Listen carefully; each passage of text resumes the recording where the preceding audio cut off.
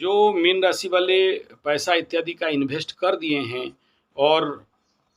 उनको उस समय तो बड़ा ज़ोर से लगता था कि हम मीन राशि सा उन्हें पता नहीं था साढ़े साती है और कोई नया बिजनेस शुरू कर दिया, कोई नया दुकान शुरू कर दिया, कोई नया धंधा शुरू कर दिया, किसी न किसी क्षेत्र में पैसा फँसा के रख दिया है और बिजनेस लग रहा था कि चल जाएगा। कुछ लोग ऑलरेडी बिजनेस पे लॉस लाइन पे चले गए, परेशानी चालू हो गया, किसी के दुकान में कोई मर गया, किसी को सांप काट दिया, किसी को बिच्छू काट लिया, किसी को कुत्ता काट लिया, किसी का धंधा कोई पैसा ले गया, दिया नहीं। तो ये एक प्रोसेस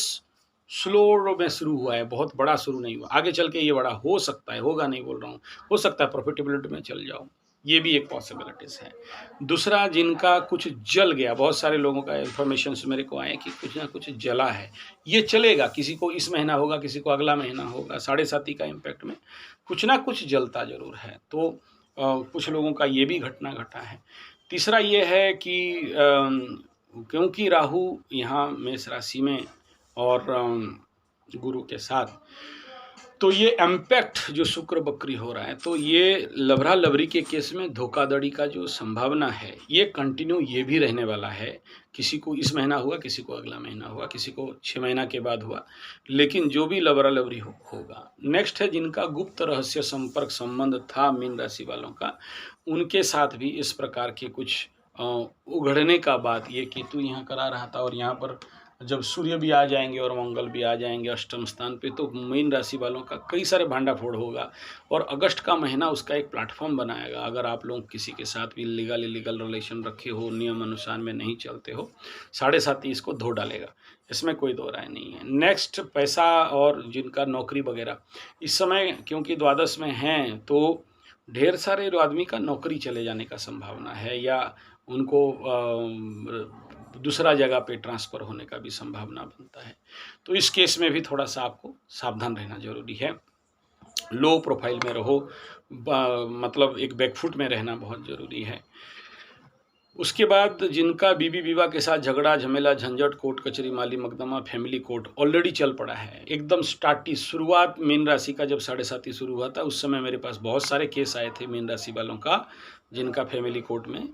शुरू हो गया है, उनका पेशगी चालू हो गया है या डिवोर्स केस अप्लाई कर दिए हैं या झमेला करके वो किसी का नाम फेसबुक व्हाट्सएप में ब्लैकमेलिंग या ट्विटर में ब्लैकमेलिंग या यूट्यूब में वीडियो छोड़ के इसको उसको तकलीफ दो या फेसबुक में बड़े बड़े ज्ञान बांटो। तो मीन राशि वालों के साथ इस प्रकार का भी कुछ इम्पैक्ट अभी कुछ लोगों को चलना चालू हो गया है।